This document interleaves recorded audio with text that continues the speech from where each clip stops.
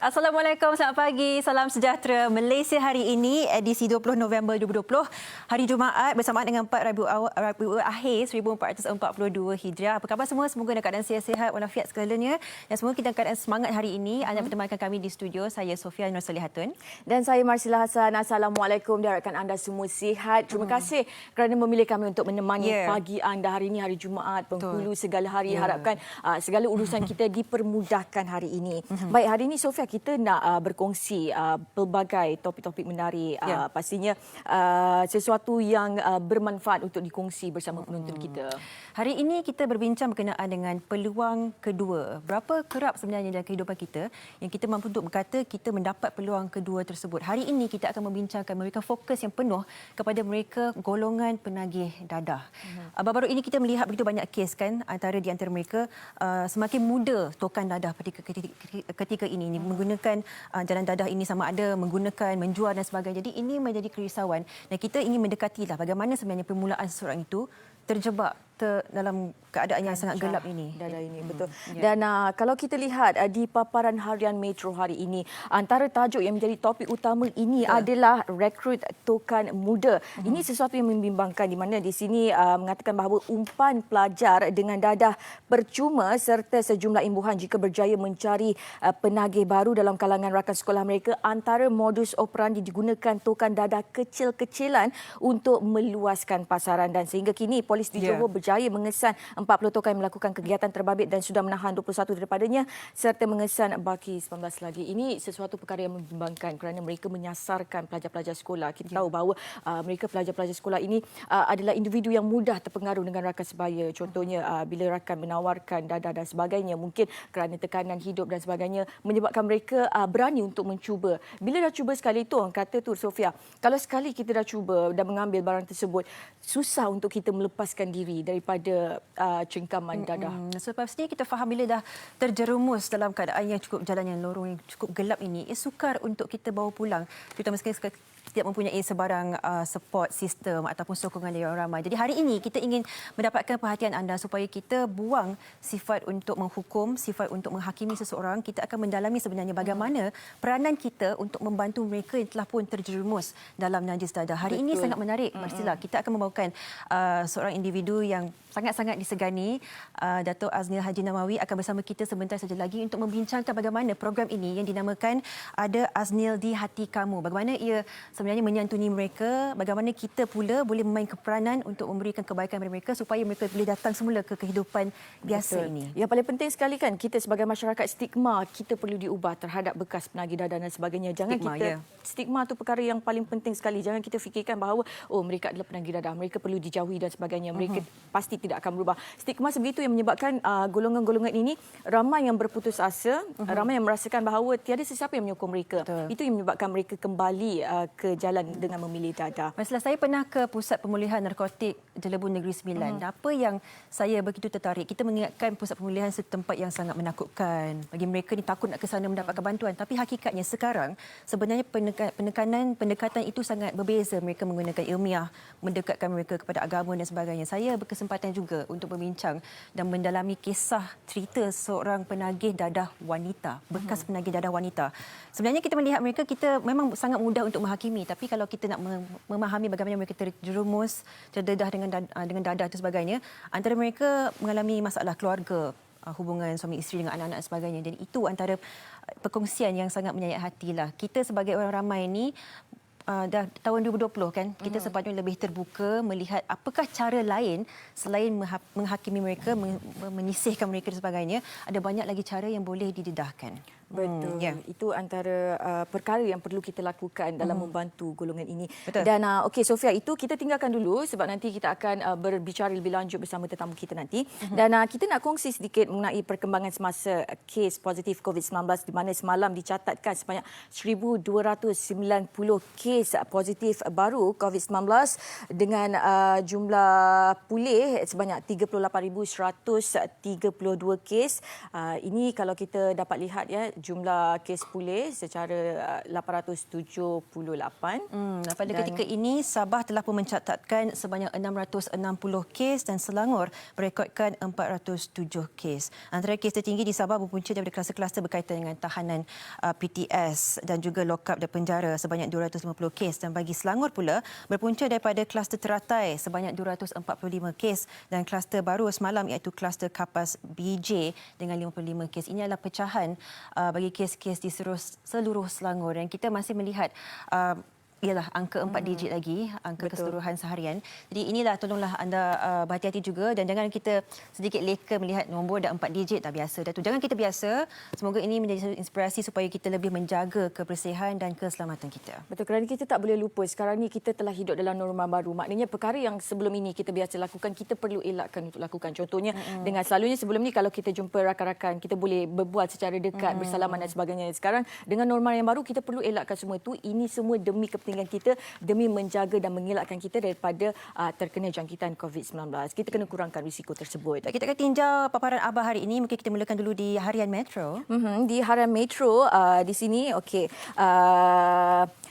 Di Harian Metro yang menjadi semalam kecoh di Dada Akbar mengenai mayat di Jalan Bangsar, mangsa dibunuh kejam dan dicampak dan perinciannya ada di halaman keempat.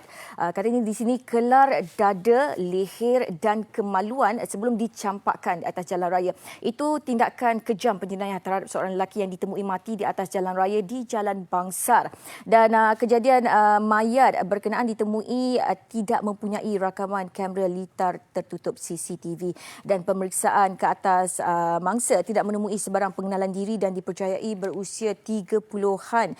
Dan siasatan lanjut berhubung kejadian kini sedang dijalankan. Polis juga sedang mengesan keluarga atau waris mangsa. Itu dia perkembangan yang ada di Harian Metro. Pastinya pelbagai lagi perkembangan menarik yang ada di Harian Metro. Dan seterusnya, Di NST saya teruskan, help please. Zul Negara has fallen on hard times again with sufficient funds left for only 3 months. This situation has been caused by the CMCO. Needs a long-term solution, but for now what's most crucial is that all animals are fed.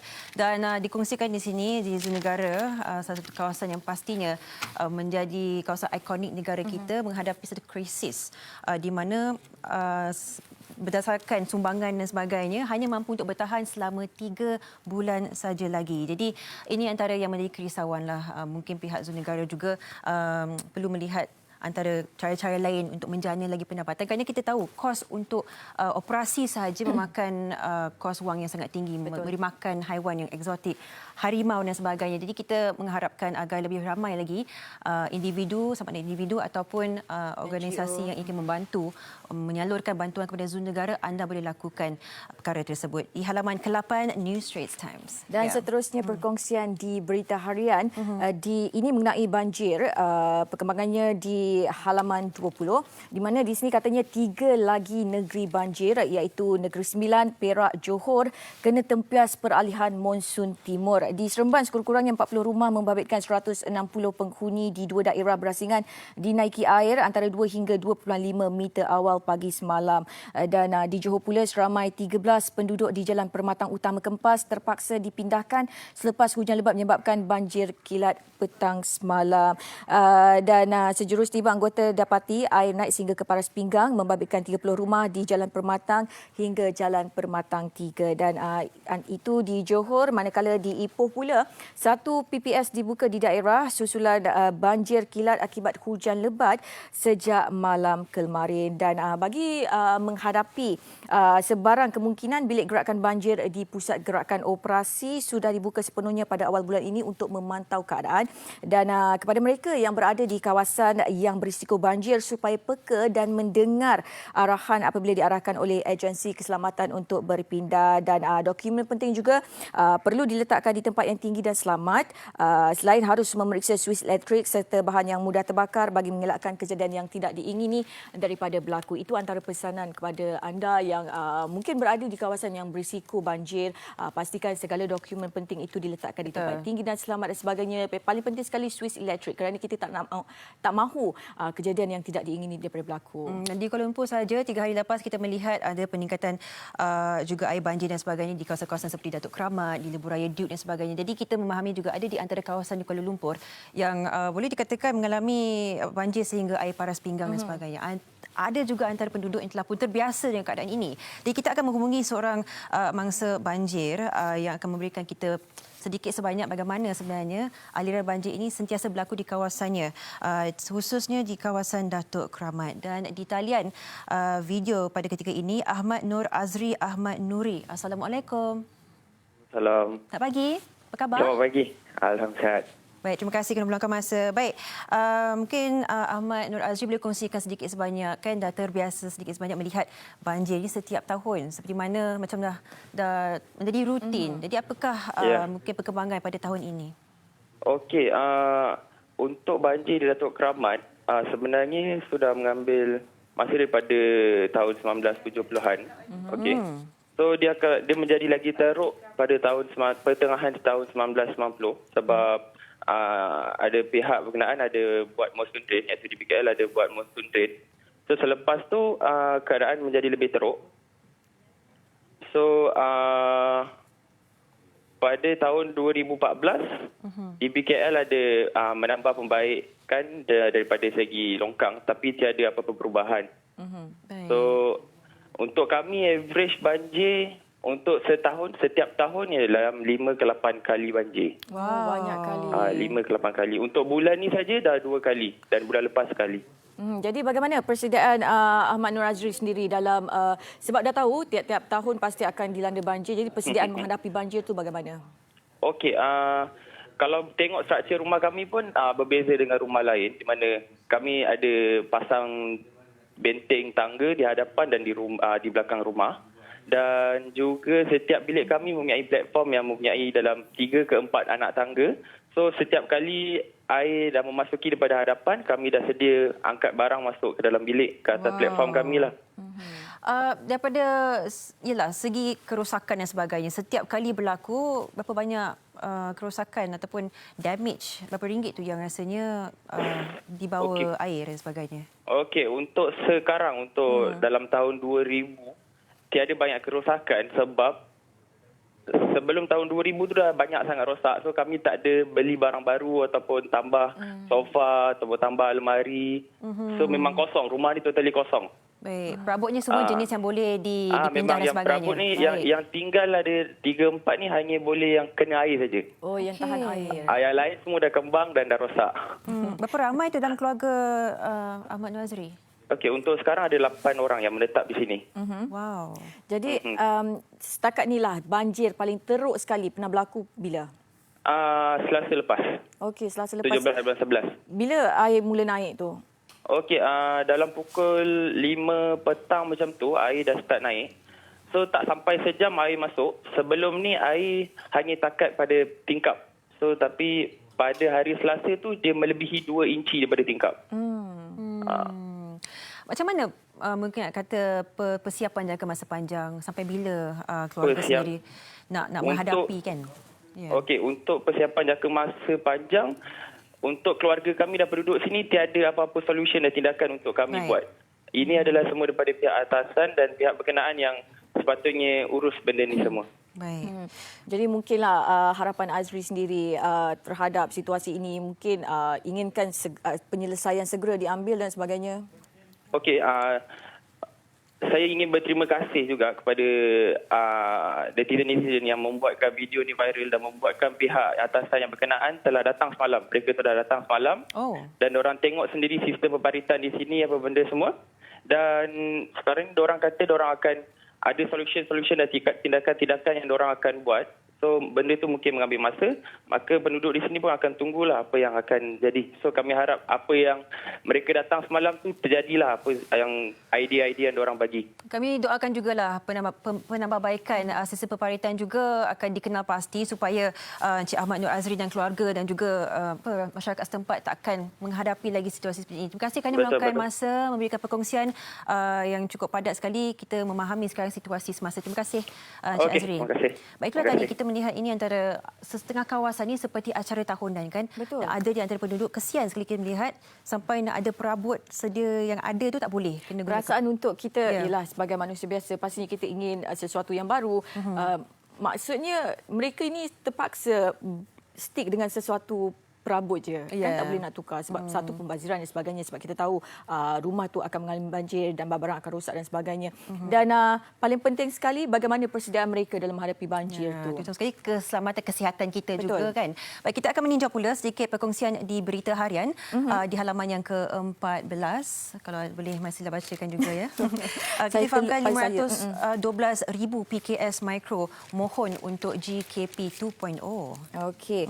Di sini katanya 512,000 PKS Micro mohon GKP 2.0 macam yang Sofia katakan tadi. Di mana di sini Lembaga Hasil Dalam Negeri menerima 512,000 permohonan daripada perusahaan kecil dan sederhana PKS Micro bagi mendapatkan bantuan geran khas prihatin GKP 2.0.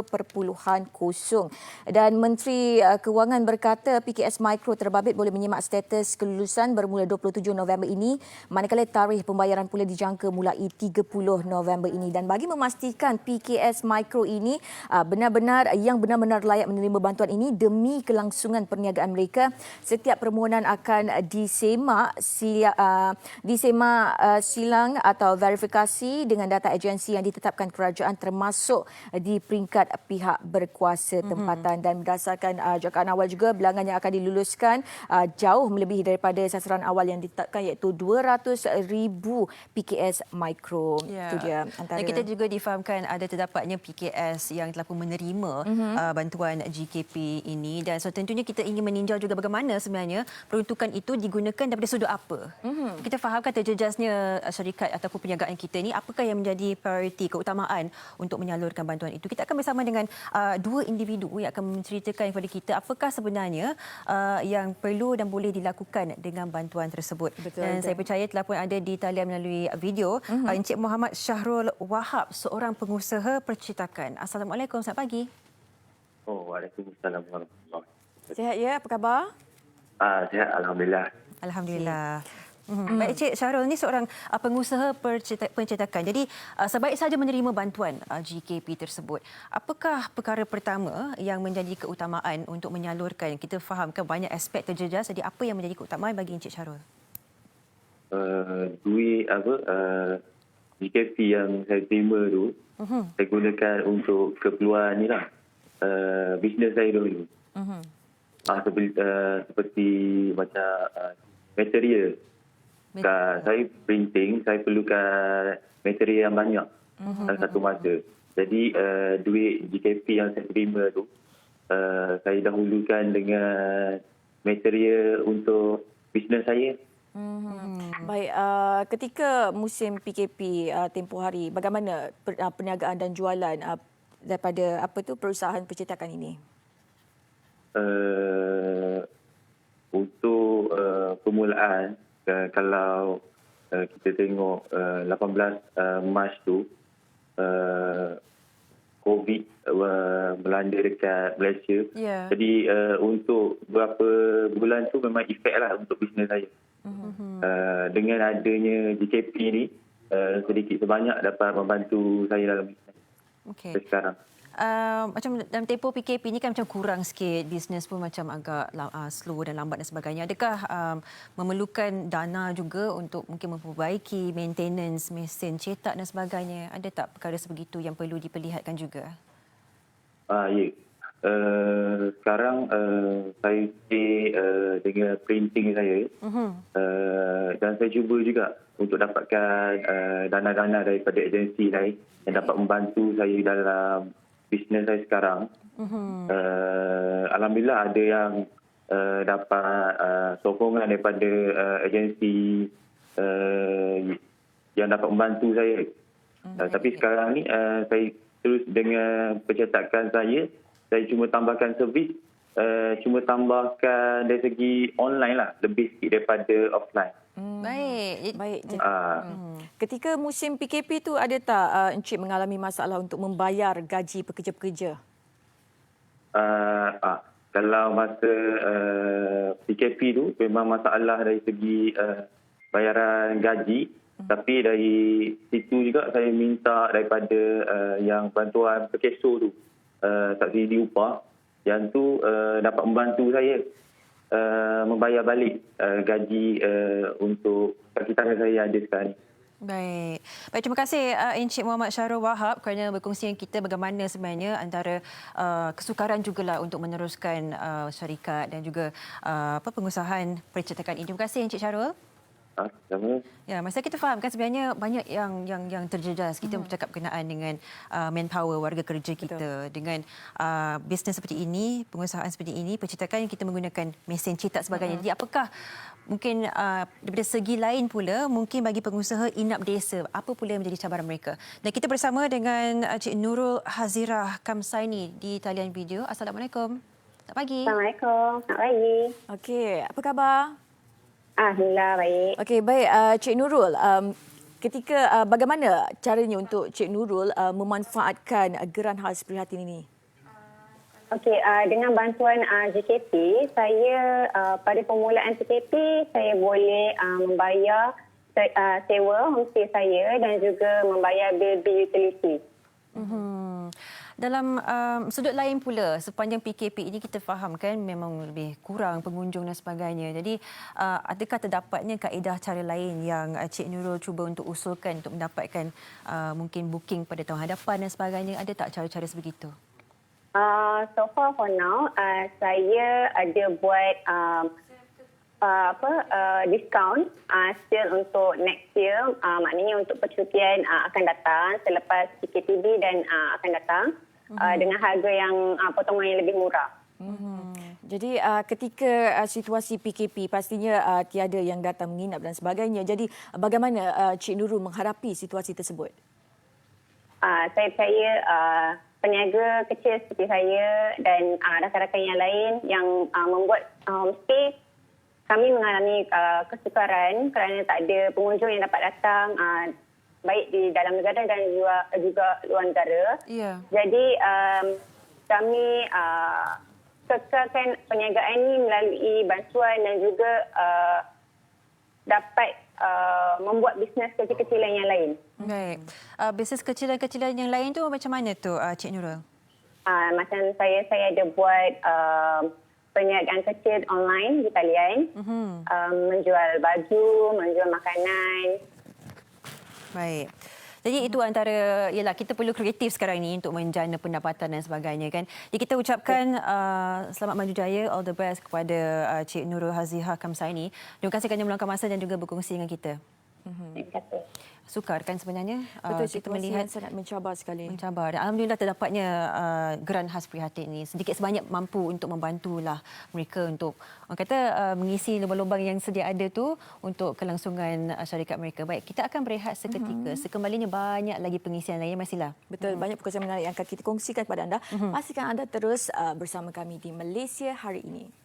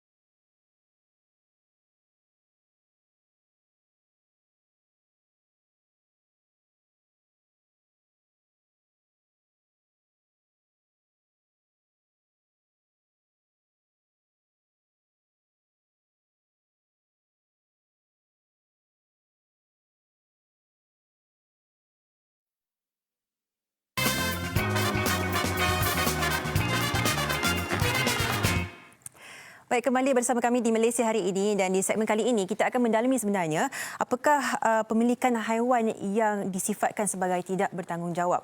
Dan kita akan mendalami topik ini bersama dengan Datuk Dr. Nurlizan Muhammad Noor, Ketua Pengarah Perkhidmatan Veterina. Assalamualaikum, Datuk.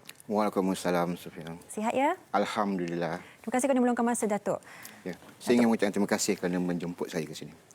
Baik, Datuk, kita ingin terus mendalami topik ini. Kan kita difahamkan sebenarnya sejak PKP ini bermulanya segalanya lagi tinggi kita melihat kes penderaan haiwan di Malaysia.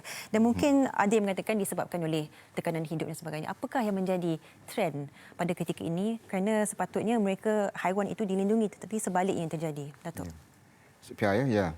Memang kita sedar bahawa penganiayaan, penderaan ke atas haiwan memang meningkat dan lebih cepat tersebar menerusi viral media massa ataupun sosial media. Banyak faktor sebenarnya yang boleh menyebabkan seseorang itu terdorong untuk menganiaya ataupun menzalimi haiwan. Salah satu faktor seperti mana yang saya nyatakan tadi, betul. Memang kita akui tekanan hidup dan sebagainya menyebabkan seorang itu mencari mangsa. Dan yang paling mudah adalah pihak yang tak boleh respons ataupun tak boleh mengadu pada pihak lain. Iaitu haiwan lah. Haiwan lah. Itulah. Tak pernah dengar orang menganiaya haiwan liar. Tapi haiwan-haiwan yang seperti haiwan kesayangan menjadi mangsa kepada penderaan oleh pihak-pihak yang berkenaan. Di samping itu sebenarnya ada elemen lain juga daripada kajian yang kami jalankan, daripada laporan penyiasatan kes-kes penderaan atau penganiayaan haiwan, ada juga pelaku ataupun pesalah mengalami masalah psikologi. Itu satu perkara yang agak membimbangkan kita.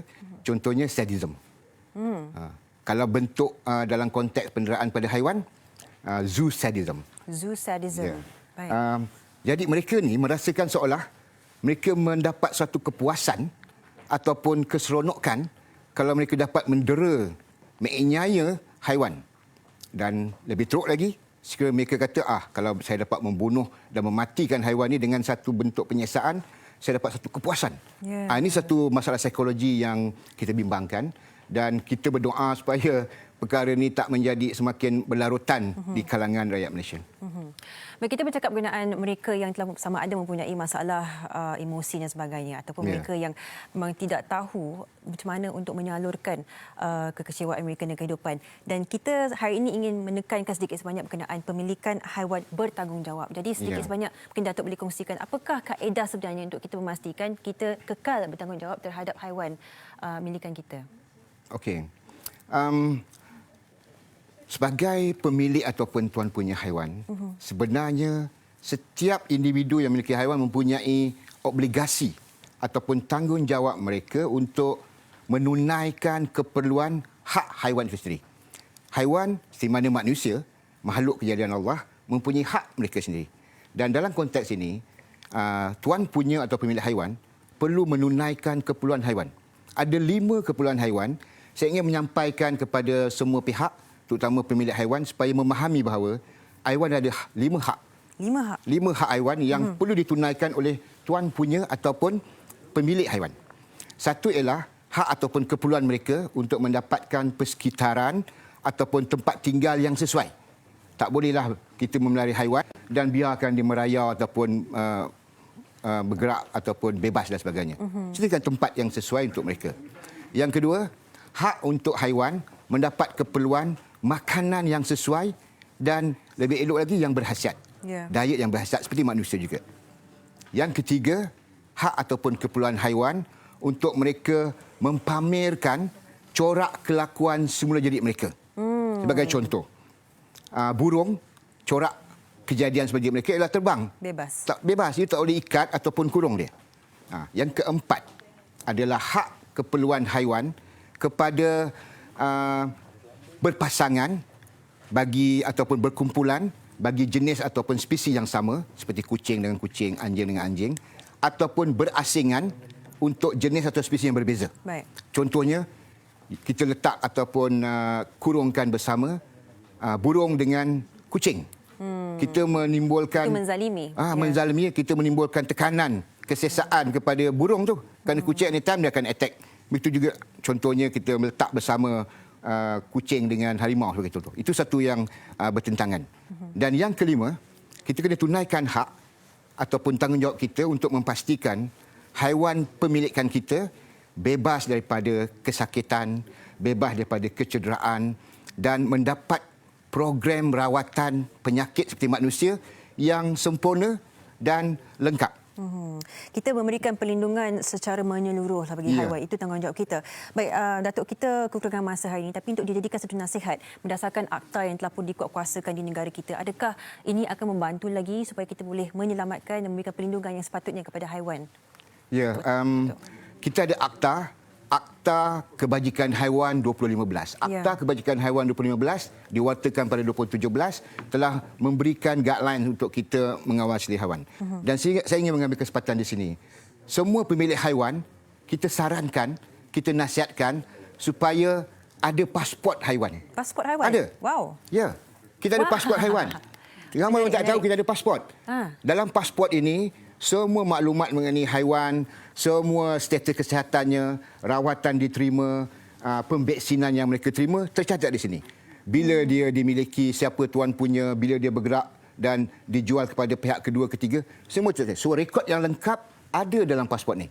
So, kita berharaplah supaya semua pemilik haiwan, terutama haiwan kesayangan, anjing, kucing, supaya berjumpa dengan Jabatan Perkhidmatan Veteriner ataupun mana-mana klinik haiwan untuk mendapatkan pasport ini dan kita akan berikan microchip dengan ID tersendiri untuk setiap ekor atau setiap individu haiwan itu. Itulah revolusi penjagaan haiwan yang terkini. Harapkan yang betul. Yang betul. Dapat ini memberikan inspirasi kepada anda semua yang mempunyai haiwan peliharaan anda. Ini menjadi tanggungjawab kita, jaga haiwan kita. Yang kita ucapkan terima kasih kepada Datuk Dr. Nurliza Muhammad Noor, Ketua Pengarah Perkhidmatan Veteriner, kerana memberikan pengisian dan pencerahan bagaimana sebenarnya kita boleh memainkan peranan sebagai pemilik haiwan yang bertanggungjawab. Baik, kita ada banyak lagi pengisian. Kita akan bersama dengan Marsila untuk perkongsian yang seterusnya. Silakan Marsila. Terima kasih Sofia. Itu dia tadi kan mengenai bagaimana tanggungjawab kita dalam menjaga haiwan. Baik, ini ada berita baik kepada anda peminat muzik. Persiapkan diri anda untuk 3 hari penuh debaran kerana inilah masanya untuk muzik 35 separuh akhir. Saksikan saingan 30 buah lagu terbaik tanah air merebut tempat di anugerah juara lagu ke-35. 3 hari penuh dengan debaran kini bermula. Semestinya di muzik 35 separuh akhir pada 20, 21 dan 22 November ini jam 9 malam secara langsung di TV3. Pada 20, 21 dan 22 November ini 9 malam secara langsung di TV3. Debaran semakin memuncak untuk 11 buah lagu yang pertama. Lagu siapakah yang bakal mara dan merebut tempat di AJL 35?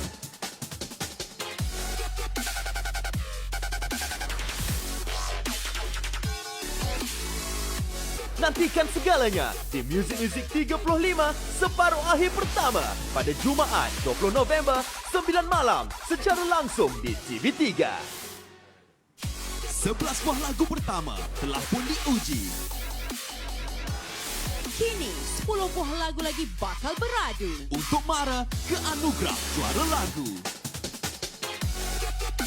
Mampukah mereka membuktikan kehebatan lagu mereka?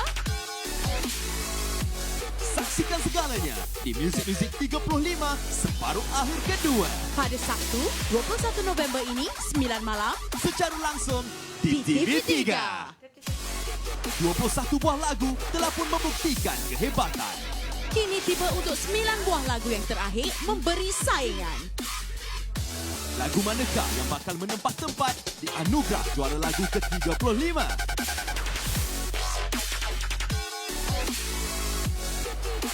Saksikan debaran dan penentuannya di Muzik 35 separuh akhir ketiga pada Ahad 22 November 9 malam secara langsung di TV3.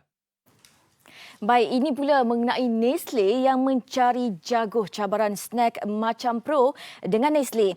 Wang tunai berjumlah RM280,000 untuk dimenangi. Caranya mudah saja. Yang pertama, cipta resepi snack pencuci mulut atau minuman unik dengan pelbagai produk Nestle. Dan seterusnya, muat naik gambar atau video resepi ke media sosial dengan hashtag snack macam pro dan hashtag Dear Nestle. Dan seterusnya, tag rakan-rakan anda. Yang penting mesti ada produk Nestle dalam gambar atau video resepi. Pemenang hadiah utama juga berpeluang untuk masak bersama Chef Naim di TV3.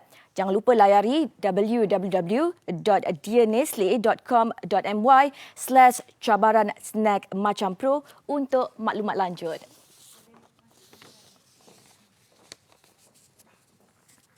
Baik, kita nak berehat seketika dan sekembalinya nanti kita akan bersama tetamu kita Dato' Aznil Haji Nawawi yang akan bercerita mengenai sinar di hujung jalan. Pastikan anda terus setia bersama kami di Malaysia hari ini.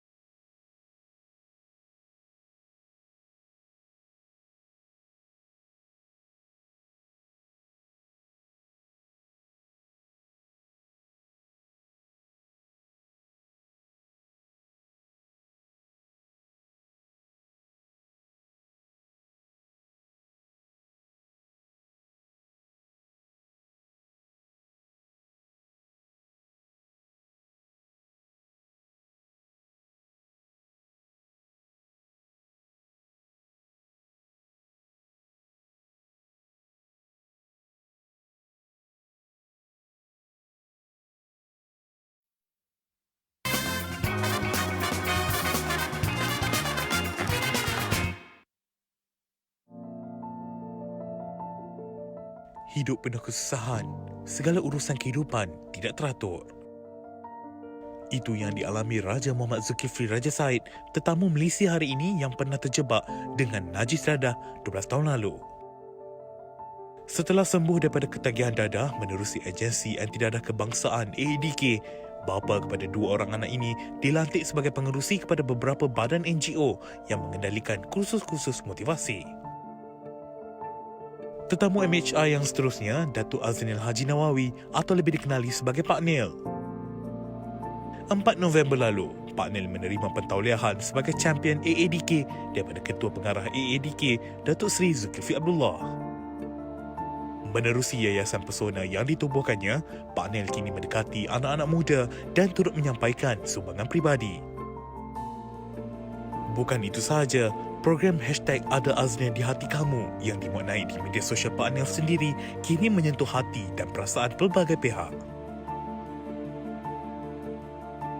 Terus menghayati perkongsian daripada Raja Muhammad Zulkifli dan Datuk Azrin Nawawi bersama hos MHI di studio. Ada Aznil di Hati Kamu, AADK, itu yang kita ingin bincangkan. Salah satu program yang telah pun akan memberikan kita begitu banyak inspirasi bagaimana Datuk Aznil Haji Nawawi sendiri ataupun lebih mesra dikenali sebagai Pak Nil mendekati mereka. Dan kita bersama mereka berdua hari ini di studio MHI untuk memberikan sedikit sebanyak gambaran bagaimana AADK ini boleh membantu lebih ramai lagi mereka yang telah pun terjebak dalam najis dadah. Dan untuk itu kita bersama di studio hari ini tak lain tak bukan Datuk Aznil Haji Nawawi. Assalamualaikum. Khabar semua, selamat pagi. Dan juga Raja Muhammad Zulkifli Raja Said, seorang pakar motivasi sekarang ini dan juga seorang bekas penagih dada. Assalamualaikum. Waalaikumsalam. Terima kasih kerana meluangkan masa hari ini. Kita memang sangat-sangat teruja sebenarnya pagi tadi. Tak sabar-sabar. Mungkin sebagai perkenalannya, mungkin Pak Nil boleh kongsikan sedikit sebanyak bagaimana sejak diangkat sebagai champion AADK oleh AADK sendiri. Adakah merasakan ini tanggungjawab yang sangat besar untuk Pak Nil? Ini sebenarnya adalah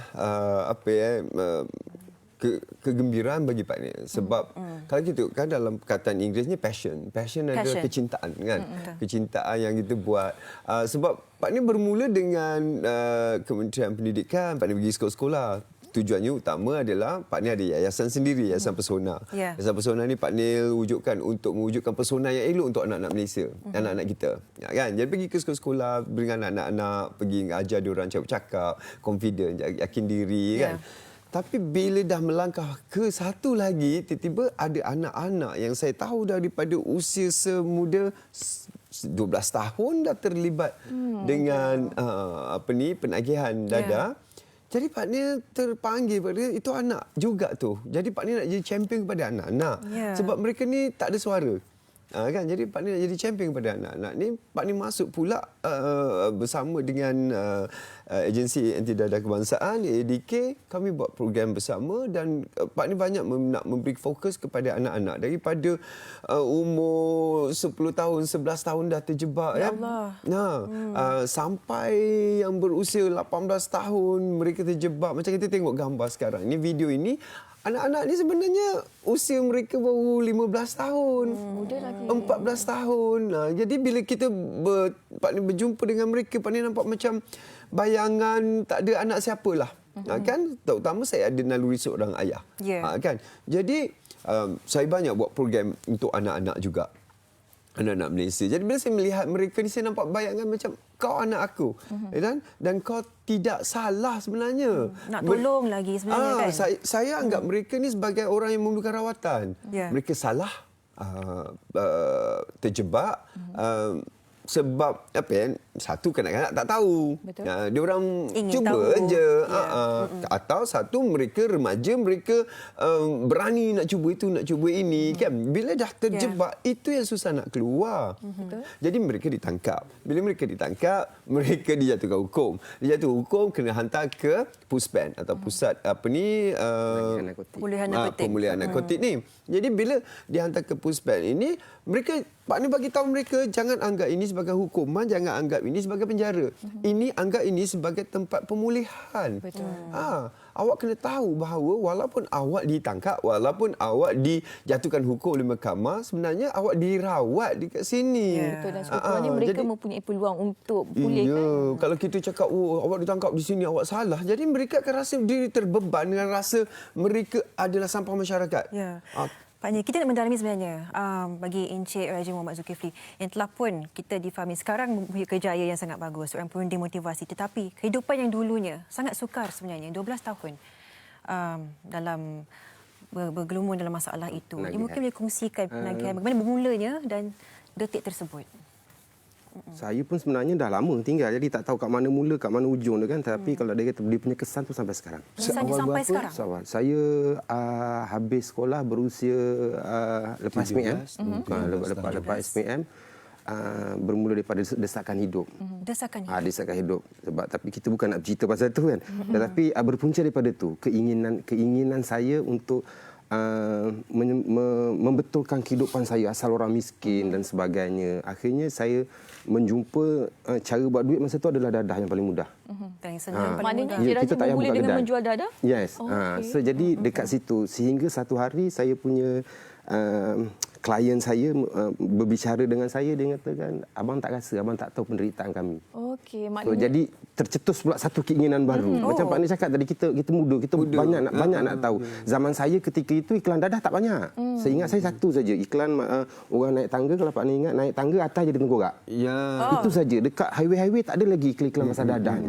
So jadi secara dia memang kita kurang memahami dia punya risiko, dia punya kesan, tak tahu cerita pasal HIV, sehingga bila saya terlibat usaha gitu on off berhenti 2-3 bulan, kemudian terlibat balik sehingga saya berumah tangga, dan kesan dia terlibat dengan keluarga. Saya tak suka cerita benda ni, tapi demi untuk masyarakat faham bahawa apabila melepaskan anak tu begitu saja akibat daripada desakan hidup dengan alasan ibu bapa terpaksa bekerja mencari rezeki, bagi saya itu bukan masalah. Kalau kau rasa kau susah, janganlah hidup mewah. Betul. Kan? Jadi sehingga anak tu terabai, pukul 10 malam, pukul 11 masih. Itu kehidupan saya dulu. Keluarga terpaksa, minta maaf, bahasa saya mungkin kasar. Dia dadah ni sial. Satu negara mempunyai satu negeri ada satu daerah ada satu kampung ada satu keluarga ada satu orang penagih, sial tu satu Malaysia. Dia punya impak dia tu memang sial. Akhirnya penderitaan saya tidak melihat anak saya membesar. Saya tidak dapat melihat. Saya keluar daripada menjalani hukuman, keluar saya tahu anak saya dah sekolah. Saya adalah bapa yang tak pernah merasai pergi hantar anak ke sekolah. Maknanya momen tu terlepas lah. Ya, saya terlepas momen tu semua. Sehingga sampai satu tahap anak sulung saya bercakap, dia kata, papa, sudahlah, jangan pergi lagi tempat tu. Anak pula yang menasihatkan. Anak nasihatkan saya, dia kata, sudahlah papa, jangan pergi tempat tu. Runtuhnya Saya jiwa. kata, boleh tak beritahu tempat mana? Sekali je sebut. Papa janji lillahi ta'ala, papa akan tunaikan. Okey. Dia takkan sebut. Sampai bila saya paksa dengan janji saya itu, dia kata, jangan pergi penjara. Itu mencetuskan saya keinginan. Saya cakap, kalau anak aku yang tak tahu apa-apa, kan, boleh memahami erti penjara, itu adalah satu jarak pemisah antara dia dengan bapa dia. Kenapa tidak saya sebagai seorang bapa? Maknanya itu yang menyebabkan lagi kuat nak tinggalkan dadah tu. Tapi tak mampu juga. Tak mampu juga, tak ada sokongan. Kembali balik. Sekali akhirnya berapa kali keluar masuk? Saya pula jadi Pak Nim, silakan. Silakan. Dah memang dah daging Pak Nim macam tu kan. So jadi akhirnya saya ingat saya pernah kena Seksyen 12(2) Akta memiliki untuk kegunaan sendiri. Saya pernah kena simpang renggam, langkah-langkah pencegahan khas, dan akhir saya kena menjalani rawatan Seksyen 16. Tak ingat seksyen dia, tapi bawah pengawasan. Dekat situlah mungkin ketika itu saya tak isap pun masa tu. Tapi saya mengambil ubat-ubatan yang tidak didaftarkan oleh kerajaan. Tapi bila Roblox saya kena urin, masa tu urin saya positif.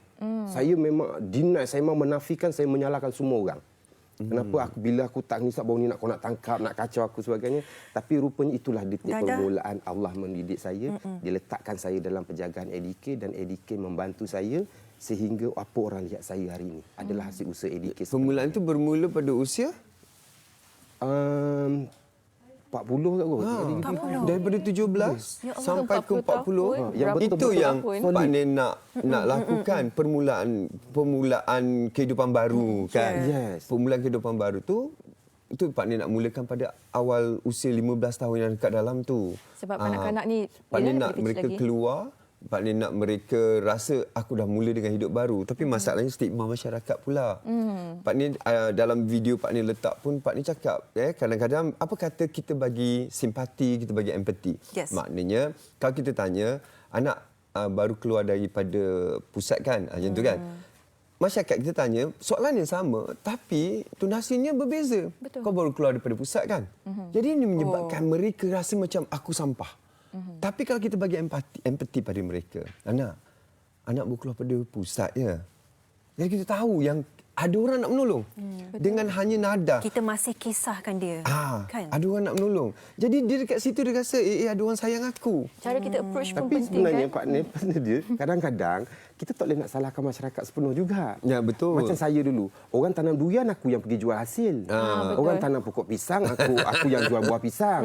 Kan? Orang beli kasut, aku yang pakai. Mana tak marah? Mana orang tak marah. Pakaian kau yang panas. Kita kena satu yang sebenarnya sebab tu saya kata ADK banyak membantu saya untuk beridik yang sama ADK dan kerja masyarakat untuk kita memberi kepercayaan bahawa mereka ni ada peluang. Apakah pendekatan yang digunakan oleh agensi anti dadah kebangsaan sebenarnya sampai ke hati tu? Sampai berubah tu apa pendekatannya? Dia orang mendampingi saya sepenuh. Diorang tidak pernah menyisihkan saya. Bila ADK pernah menyuarakan berilah peluang kedua kepada mereka. Yang pertama mengambil peluang orang-orang seperti ini adalah mereka. Jadi kita ambil jawatan-jawatan PRS, jawatan-jawatan tenaga pengajar, kontrak ni, mereka yang ambil dulu kami bekerja, memberi kami peluang untuk membuka mata masyarakat. So ADK dia tak cakap kosong. Dia buat. So jadi dia ambil saya bekerja dekat situ, saya ada tanggungjawab. Dia ajar sehingga saya sampai saya umur 42 tahun. Saya pelajar yang paling muda menerima diploma, umur 42 tahun. Yang lagi umur 25 ke bawah. Semua hasil It's never too late. It's an accomplishment. Kalau ADK itu tak berjaya sokong tu saya, sebenarnya. siapa nak mandang aku dah? Terlambat. Biar lambat. Tapi itulah juga kadang-kadang macam saya kata, saya nak mendidik masyarakat. Walaupun Raja kata kita tak boleh salahkan masyarakat sepenuhnya. Tetapi kita anggap secara janda sebelum mereka melakukan kesilapan, menyalahanggapkan anak-anak ni, kan, kita bagi satu didikan supaya semuanya bersangka baik, husnuzon. Betul. Kita bersangka baik. Macam kita nampak anak kita yang kita tahu dia adalah bekas 2 tahun, sebab di Puspen ini ada yang dihantar oleh ibu bapa. Ada yang jadi jatuh hukum. Apa pun mereka dah tersalah dah. Mereka dah salah langkah. Jadi kita tak mahu mereka kembali. Dan lagi satu ialah kita tak nak yang belum bermula ini bermula pula. Ya. Itu yang paling kita takut. Kita takut anak-anak yang belum bermula ini bermula mengambil dadah. Itu macam Pak Ni kata juga, ibu bapa ada peranan juga. Macam mana kita cakap dengan anak kita jangan makan babi? Kan Takut betul. kan? Takut. Sampai tua kita tak kan? Cuba kita bagi benda yang sama. Nak Kita cakap pun tak berani. Cuba kita bagi benda yang sama. Dadah tu sama haram dengan babi. Kan? Kita dadah tu sama haram dengan babi. Jadi bila kita sebut dadah tu, kita boleh bayang muka babi. Kan? Yang kita cakap arak, sama juga. Rasuah, sama juga. Zina, sama juga. Pak Nir, kita bercakap berkenaan dengan anak-anak muda ini yang memerlukan bimbingan. Ada setengah mereka ni, ada yang terjebak ni, terjerumus dalam najis dadah ni kerana mungkin tak ada keluarga yang kisah pada mereka, mungkin keluarga berpecah dan sebagainya. Jadi macam mana berdasarkan apa yang Pak Nir nampak kat situ, apa cara kita sebagai orang luar yang dia tak kenal ni untuk mendekati, mendampingi mereka, Pak Nir? Okey, macam kalau kita anggap semua anak adalah anak kita, kita nampak anak buat salah dekat luar tu, kita tegur dia, kenapa duduk dekat sini ni? Kan? Engkau mana pergi ni? Aku tengok lalu depan rumah aku, tiba-tiba masuk dalam hutan. Diorang duduk tepi payu bakau, gitu kan. Masuk kat ladang kelapa sawit. Kita ambil peduli. Betul. Kita ambil peduli. Kata kita kenal mak ayahnya. Bila kita kenal mak ayahnya, maknanya dah bersaudara lah tu. Betul. Anak dia anak kita lah. Dan cara ambil peduli itu pun Pak Nir setuju tak? Kalau saya katakan kita ambil peduli itu dengan cara yang boleh diterima pakai. Sebab kadang-kadang kalau makcik-makcik dan sebagainya, dia ambil peduli macam pergi mana tu, intonasi yang digunakan tu kan. Stigma itu. Kadang-kadang pandang aja anak-anak tu dah tahu tau. Sekali jeling je dah tahu ni. Sebab anak tu dia bersalah. Dia tahu dia buat benda yang salah, cuma dia tak boleh keluar dah. Kan? Bila orang pandang dia dah tahu dah ni mesti nak cakap pasal aku tu sebab dia rasa orang mendera dia atau orang dah judge dia. Jadi memang itu adalah perkara yang diberikan kekuatan di Puspen. Mereka asuh anak-anak ini bagaimana untuk cakap menerima keadaan diri dulu. Kalau dia tak boleh terima keadaan diri dia nak keluar, dia akan masuk balik. Kan? Dia kena terima bahawa dia sebenarnya dah tersalah. Dah tersalah, aku kat luar nak betulkan. Pak Ni kata bagi je skill tarbiyah kat dalam tu. Bagi anak-anak ni bagi skill tarbiyah. Bila kawan datang tarbiahkan je lah. Berlarilah kawan tu. Kita bercakap pasal keluar masuk. Mereka ni relax nak balik dan sebagainya. Kan? Jadi berdasarkan pengalaman Cik Raja sendiri, Bagaimana seseorang itu mampu untuk okay, this is it, dah selesai, dah tak nak buat ni, dan istiqamah selepas tu, kekal perjuangan dia untuk melawan daripada terjerumus balik dalam dadah. Dia apa yang menjadi detik itu bagi Encik Raja? Di Pantang Larang. Pantang Larang? Pantang Larang apa? Macam mana tu? Dia sebenarnya seorang penagih, dia nak berubah kehidupan, dia ada pantang larang. Ada pantang-pantang dia. Tempat di mana dia jatuh adalah satu kepantangan untuk dia. Sampai satu tahap dia punya pantang tu, telefon pun satu kepantangan. Maknanya kita jangan pergi dekat tempat yang contohnya bermulanya kita menagih tu. Kalau perlu hijrah. Okay. Tapi kalau kawan-kawan perlu tinggal, tak apalah. Satu kampung tak nak kawan dengan aku, Pak Nin nak kawan siapa-siapa je. Kan? Carilah Pak Nin nak kawan. Jadi maknanya kena tukar kawan, kena tukar gaya hidup, kena tukar penampilan, kena tukar gaya cakap semua. Ada benda-benda yang terlalu banyak dia tak boleh pakai. Jadi macam masyarakat juga kita kena didik tentang pengetahuan apa yang boleh. Pada ibu bapa pun kita kena ajar apa yang boleh, apa yang tak boleh. Macam isteri saya dulu dia diajar. Edikit pun ajar okey apa yang boleh. Nak duit nak beli okok, dia tak bagi duit beli okok. Dia pergi tu belikan okok bagi. Nak isi minyak, jom kita pergi isi minyak. Tak bagi duit. Dia jaga betul-betul. Dia mula-mula dia dapat duit, betul, dia nak isi minyak. Sampai je kat petrol pump tu kan baru nak pergi bayar, tengok kawan tu datang, steam je muka kan. Teringin pula. Dah tercetus keinginan, dah dia mengikut. So kalau dia hanya guna dia bergerak tanpa duit pun bahaya juga. Ada motor, ada minyak. Pula. Kawan ni pula ada duit tapi tak ada kenderaan. Okey, jom kenderaan aku. Bahaya. So jadi tak boleh dibiarkan ke seorang. Wak Ima dia tengok TV tengah malam pun, bola pun, live pun, kalau boleh biarlah ibu bapa atau pasangan tu dipantau. Ada sama walaupun tidur sebelah. Sebab ia adalah suasana yang sangat membahayakan bagi diorang. Tengah syok-syok ini seorang kalau kisah siapa perasan? So, didikkan kepada masyarakat untuk tahu benda ni sangat-sangat penting. Itu sebabnya mereka berada dalam tu 2 tahun. 2 tahun tu untuk kuatkan jiwa mereka. Itu minimum ke? Rasanya tak minimum jugalah. Dia kalau ikut mahkamah kata 2 tahun. 2 tahun. Dia puspan lah. Jadi di situ mereka dirawat dan disiapkan mental dan juga diorang punya fizikal dan juga dari segi kepercayaan agama kan, dikuatkan di situ. Sebab kalau keluar seperti Abang Raja cakap, mereka hantar ke mana pun akan, kalau tak jiwa tak kuat pun akan rapuh juga. Kalau mereka rapuh, dia letaklah, larilah daripada kawan, tukarlah identiti ke, letak ke negeri lain. Apa yang boleh mengatakan negeri itu tak ada? Maknanya diri sendiri itu kena istiqomah menjadi itu orang yang sebenarnya. Kena ada kekuatan itu yang kena. Dan kekuatan keluarga, saya sangat setuju pemantauan itu, tetapi jangan pantau dia seperti dalam penjara pula. Itu satu juga. Ungkit balik kesalahan dia. Lepas tu kau nak pergi mana? Padahal aku cubalah percaya. Kadang-kadang anak ni kata, cubalah percaya dekat aku nak keluar setapak ke depan ni. Cuba dah ni kan. Cubalah percaya. Tapi sebab kesilapan aku sekali, aku nak keluar ke depan setapak pun dah tak percaya dah. Nak intai, aku tak ada pegang duit. Betul. Tak tahulah macam mana. Tekanan balik sebab handphone pun kena tarik.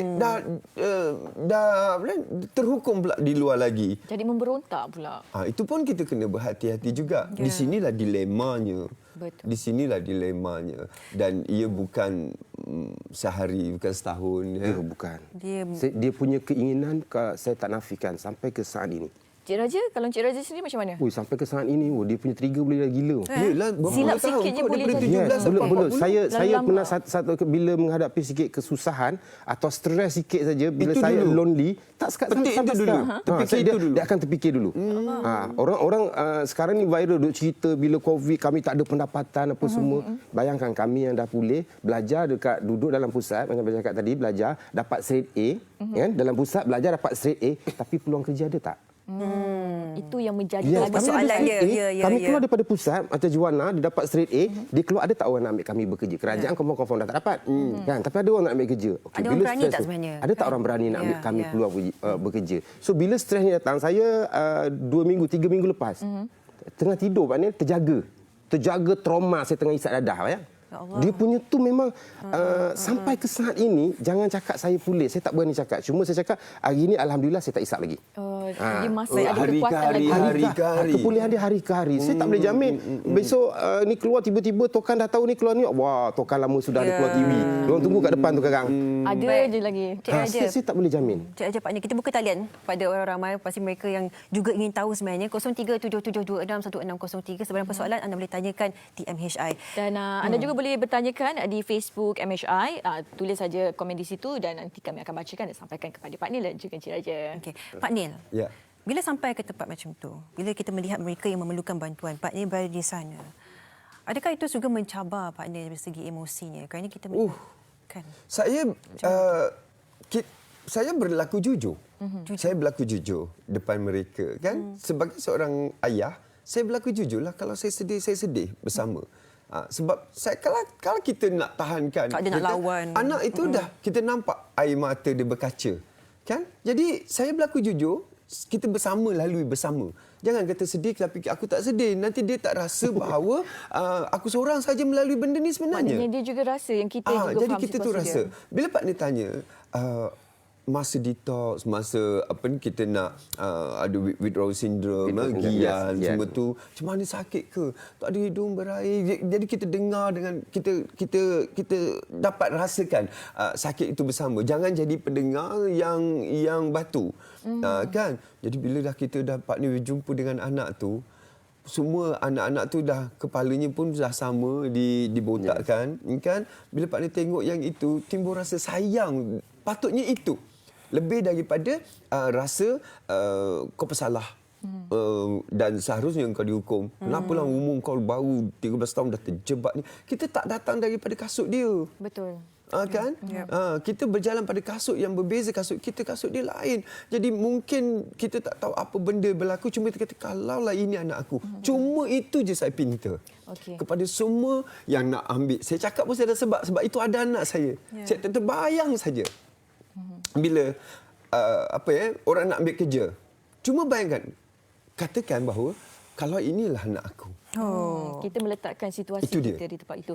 Jadi, kalau itulah anak aku, apa yang aku buat?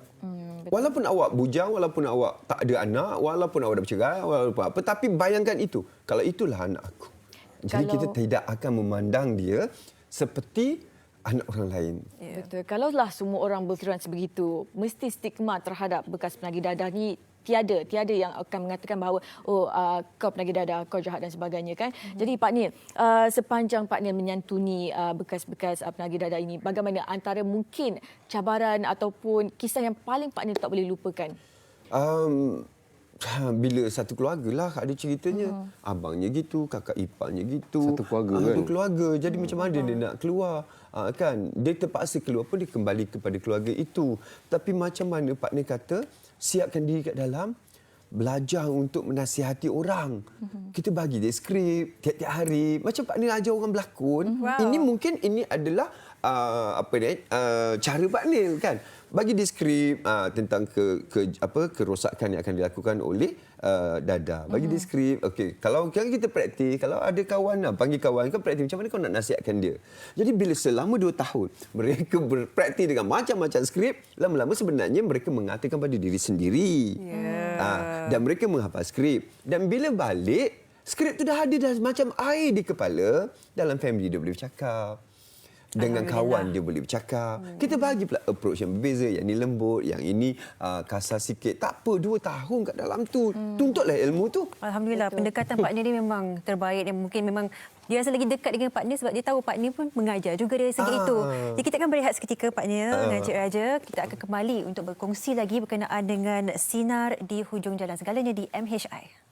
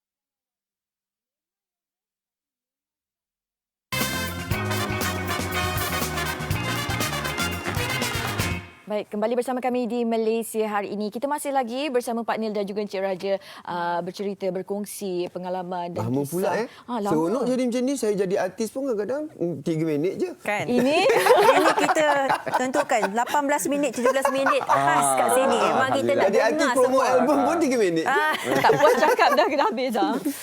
Okey. Tadi Encik Raja dia cakapkan yang perasaan tu sakit, dia implikasinya sampai ke hari ni rasa. Daripada segi kesihatan itu, sebab lepas 12 tahun kan mengambil dadah, adakah hari ni pun macam ada juga rasa sikit-sikit kesannya? Ada tak? Sangat ada. Sangat ada. Sakit macam mana tu? Kesihatan terganggu bagi lelaki. Kesihatan seorang lelaki tu memang dia akan terganggu. Dia pulang ke masa yang panjang. So kalau isteri yang tak memahami ni jadi problem. Itulah masalah rumah tangga dan sebagainya. Dia akan jadi masalah rumah tangga pula lagi. Jadi kami macam saya sebagai NGO, kita bukan setakat didik bagaimana nak berhenti, sampai pada faktor seks, masa pun kita terpaksa didik, kita terpaksa bantu, kita terpaksa jelaskan. Semua dia akan terganggu. Belum lagi daripada segi energi kita yang berkurangan, kejap-kejap kan sakit sana, kejap-kejap sakit. Yes, dengan fokus. Sebab tu saya mengabadikan hidup saya sekarang. Saya pesan dengan keluarga, jangan mengharapkan masa saya lebih, sebab ini masa untuk saya tebus dosa dan untuk saya betulkan balik keadaan. Okey, baik Encik Raja. Encik Raja sendiri sebagai seorang bekas penagih dadah pasti berhadapan dengan pelbagai stigma masyarakat yang melihat kita kadang-kadang ada yang pandang serong dan sebagainya. Itu bagi diri Encik Raja sendiri, bagaimana pula dengan keluarga, anak, isteri, bagaimana penerimaan masyarakat tu? Adakah tekanan juga dirasai oleh mereka? Yes, mereka juga merasai benda tu. Dilabel juga. Dilema juga. Mereka pun dihakimi Yes, mereka juga dihakimi. Dia dihukum atas perbuatan saya. Saya pernah satu ketika rumah saya nak berpindah masuk quarters. Tak dapat hanya kerana sebab saya, sebab suami. Dia dapat cerita daripada luar sampai itu, jadi dia dapat kesan tu daripada keluarga, orang memandang sinis, sehingga sekarang rumah saya memang dia kurang bercampur orang lah. Dia tak suka orang mendengar tentang suami dia. So dia lebih suka menghabiskan masa habis kerja dia bersama dengan keluarga. So itu adalah jalan yang terbaik. Tapi keluarga memang tempias perkara-perkara orang pandang serong pada keluarga kita. Kita ada pemanggil sebenarnya yang telefon, mungkin ingin bertanyakan sedikit soalan. Assalamualaikum. Selamat pagi. Waalaikumsalam. Siapa di talian? Ahmad Nasir. Okey, Encik Ahmad Nasir nak tunjukkan soalan kepada siapa? Pak Nil. Pak Nil, silakan. Assalamualaikum, Encik Pak Nil, macam ni. Jadi Pak Nil cakap nak... Hello? Ya, teruskan. Tadi Pak Nil cakap nak buat anak-anak jiran ni macam anak kita kan? Betul. Okey. Macam pernah berlaku, bila kita bagi tahu yang anak dia ni begitu begini, dia marahkan kita pula. Betul. Cakap kita jaga tepi kain dia. Macam mana tu? Okey, inilah dia kesabaran yang kita kena harus lalui. Sebab kalau kita melalui proses untuk membaik pulih, sebenarnya kita bukan nak baik pulih dia saja. Kita nak baik pulih sikap masyarakat juga. Jadi kesabaran istiqomah Tuan Ahmad umpamanya kan, Cik Ahmad umpamanya, kita tahu ibunya tidak akan menerima. Jadi jangan kita lepas tanganlah. Orang kata kau lah tu anak kau, aku dah putus asa, I've done my part. Tak boleh. You have not done your part. Selagi anak itu masih lagi depan mata kita dan masih lagi melakukan benda yang salah, selagi itu kita cuba berusaha. Akan tiba satu ketika nanti ibu bapa mereka datang dan minta bantuan pula. Itu adalah saat yang paling manis. Akan tiba satu ketika ibu bapa datang dan ucap terima kasih pula. Dan ini bukankah satu kesalahan dah dibaiki dengan satu benda yang betul? Bila benda ini terus berlaku, jiran lain akan mendapat contoh. Kita perlukan contoh-contoh baik ini. Cakap senang, memang senang untuk bercakap, kan? Tetapi kalau kita terus jadi positif, kita terus lakukan tugas kita, memang dia marah. Aku tahu dah kan, kalau kita nak tegur anak, kita nak pergi kepada ibu bapa nak bagi tahu pasal anak, kita dah tahu dah ibu bapa dia mesti akan marah kita, ataupun dia akan kata anak aku tak macam tu, kan? Dia denial. Lepas itu lagi satu, dia akan cakap kau jaga rumah tangga kau sudah. Sebenarnya ibu bapa satu dia in denial, atau dia memang tak tahu, atau dia malu. Ibu bapa tu malu orang bercakap pasal anak dia. Jadi dia terpaksa marah sebab orang berhenti bercakap. Tapi kenapa kita berhenti? Maknanya kita kalah di medan perang ni. Dalam keadaan macam tu Pak Nil, ya, Encik Raja, kalaulah kita dah tolong menasihatkan, kita dah tengok-tengokkan ibu bapa yang terus macam in denial, tak nak bantuan kita, adakah ia terlalu ekstrim untuk terus memanggil pihak berkuasa atau puspen untuk melihat keadaan keluarga tersebut? Tidak salah. Sebab kita jangan ingat AADK ataupun agensi anti dadah ini datang untuk menghukum. Mereka nak membantu. Polis juga sebenarnya nak membantu. Yeah. Kita telefon polis bukan kata tangkap anak ni kan. Tapi kalau kita telefon polis, cuba kita betulkan nada kita. Cakap, boleh tak tolong tangkap anak ni, selamatkan anak ni. Yeah. Betul. Perkataan yang kita gunakan itu akan menginsafkan kita. Kadang-kadang cara kita berinteraksi dengan keluarga, aku nampak anak kau isap dadah, memang dia akan malu, dia akan deny. Tapi Melayu penuh sopan dia, kiasan bercakap tu. Sekurang-kurang aku nampak anak kau masuk kebun, dia dah kerja kebun So dia akan terfikir, apa hal anak aku masuk kebun? Ataupun kan? Cara penyampaian, dan masa tu juga mungkin kita boleh bantu dia tanpa sedar, kita edarkan maklumat-maklumat pada keluarga supaya dia tahu sinten-sinten, anak aku ni lah perangai dia. Ibu bapa pun jangan ego kan, kita dah tahu anak kita salah, jangan kita nak menegakkan benda yang Jadi pasal. bila kita macam Beraja kata, dia tegur, kan, jiran tegur, bila dia baru tahu, dia akan datang kat kita balik, betul lah apa yang awak cakap hari tu. Maknanya sekarang dah jadi dua family yang concern untuk anak ini. Betul. Untung anak tu ada juga bantuan kan. Saya suka orang Jawa punya istilah seperti jari. Dia kata 5 bapa 1 anak. Maknanya anak kita keluar, kita tak nampak, tapi orang lain akan memantau anak kita bagi pihak kita. Alhamdulillah. Macam saya dulu masa kecil, ayah saya ada mandi sungai, ayah saya kat rumah, tapi balik dia dah tahu. Ada masa tu tak ada WhatsApp pun. Itu dia kata istilah dia 5 bapa 1 anak. Kita pemanggil di talian Puan Salmah dari Shah Alam. Assalamualaikum. Waalaikumsalam. Soalan ditunjukkan kepada siapa? Saya nak tanya dengan Cik Azmi lah. Oh, baik. Silakan. Pak Nil. Silakan. Assalamualaikum Pak Nil. Waalaikumsalam. Dulu kita pernah berjumpa tau Pak Nil. Oh, serius? Masuk tu apa wish menantu, wish mak mentua tu. Ni mak mentua ni. Masakan. Cara masakan. Okey, teruskan. Soalannya. Macam inilah Pak Nil, kita singkatkan cerita kan. Saya ada mempunyai seorang anak. Anak saya semua 8, tapi 7 yang ada 1 meninggal. Tapi yang nombor 4 ni, dia terlibat dengan ranjit dadah. Dan dia dah pernah berkeluarga, ada anak 2. Tapi anaknya, yang perempuan, mak dia bela, yang lelaki, saya yang bela. Jadi dah besarlah sekarang anak tu. Dia dah 47, saya rasa 5 kali ke 6 kali dia dah masuk pusat serenti. Tapi saya jaga dia. Saya memang selalu bercakap dengan dia yang selalu yang terbaik lah. Tapi dia tak boleh berubah juga. Jadi dia sekarang tak ada kerja. Asal ada kerja aja orang macam tak suka kat dia, berhenti. Kerja berhenti. Untuk diri dia sendiri pun dia tak boleh nak sara. Jadi selalu datang ke rumah minta duit kan.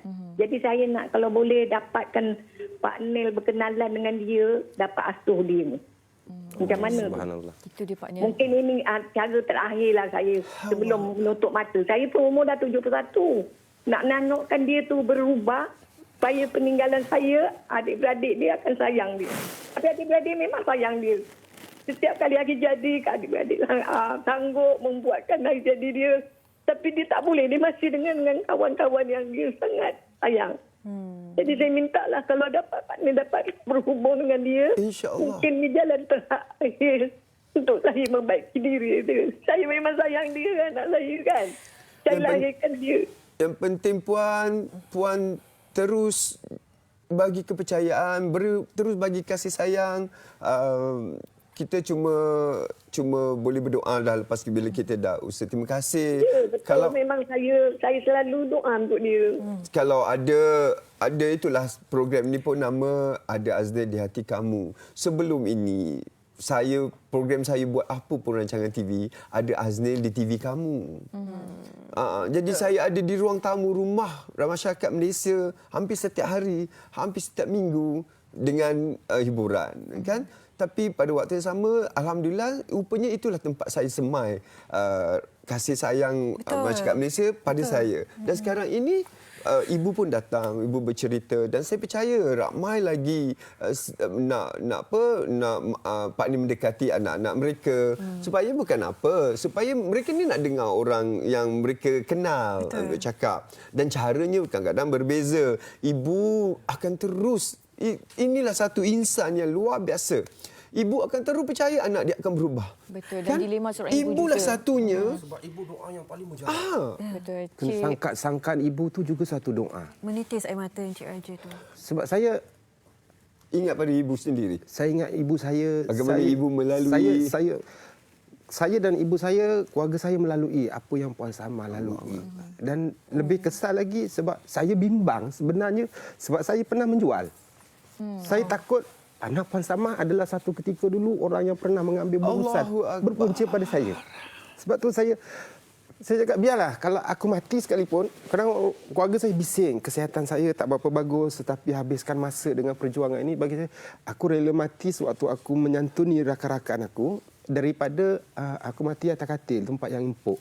Sebab masih banyak lagi sampah berpunca daripada yang saya tak mampu. Dan saya bersyukur sangat. AADK banyak sangat memberi saya ruang dan peluang. Dan lebih saya rasa bangga, mereka memberi kepercayaan sepenuhnya kepada saya. Mereka tidak memanggil saya bekas penaga. Saya terima kasih terutama pegawai AADK Tuan Rajahan, dia selalu panggil dia, wahai insan hebat. Setiap kali jumpa saya, wahai insan hebat. Masa dia panggil saya untuk datang program ni, Raja, ini bukan cerita tentang bekas penagih, tetapi ini cerita tentang insan-insan hebat. Sebab awak pernah duduk dalam neraka dan akhirnya awak berada dalam syurga. Saya cakap, saya masih belum berada dalam syurga. Kekesalan saya sampai saat ini. Saya tak mampu nak tidur malam bertahun-tahun lamanya. Terjaga tengah malam, terjaga kadang rumah saya kejut. Kenapa? Sebab igawan ngeri tu. Apabila Puan Salma merasai apa yang ibu saya rasa. Saya bersedia untuk membantu, tetapi yang penting lagi sebenarnya bagi saya adalah doa ibu tu. Berdoalah Puan Salma supaya mana-mana ibu pun di dunia ini, kalau ada anak seperti ini, doa ibu yang paling mujarab. Doalah sebenar-benar doa. Sebutlah nama anak itu dalam doa. Kalau nak minta dia pulih, sebut, ya Allah, bagilah anak aku Raja Muhammad Zulkifli ini pulih daripada dadah, membantu rakan-rakan yang lain. Itu yang sangat penting. Okay, baik. Encik Raja sendiri sebagai seorang yang pernah menjual dadah dan sebagainya, ada tak pernah tak satu hari itu tiba-tiba bila duduk diam-diam dan sebagainya, terflashback sekali, teringat kembali wajah orang-orang yang Encik Raja pernah berikan tu? Saya boleh cakap benda itu sering berlaku. Itulah igawan ngeri hidup saya. Penyesalan tu datang. Penyesalan sampai sekarang. Jadi Puan Salma, saya nak bagi tahu itulah sebenarnya yang berlaku pada anak Puan Salma. Yeah. Dia nak berhenti tapi dia masuk balik. Itulah sebenarnya. Kami tak ada kekuatan. Kami perlukan dahan untuk kami pegang. Dan dahan itu kukuh. Saya rasa Malaysia satu-satu negara ada AADK. Di negara-negara barat ada yang hukum mati dan sebagainya. AADK. Orang pertikaikan AADK gagal. Orang pertikaikan. Saya bila orang pertikai AADK, saya sakit hati. Saya kata sebab aku datang daripada mereka. Kalau mereka tidak tak selamatkan saya, tak didik saya, bantu saya pergi. Saya antara orang yang belajar NLP, belajar semua atas sokongan AADK. Paling penting saya sokongan orang sekeliling, keluarga terdekat kan. Itu yang AADK ambil tanggungjawab tu. Dia punya tema apa? Ambil kes, ambil peduli. Kalau saya boleh merumuskan sendiri, tak kisahlah sama ada keluarga, masyarakat, AADK.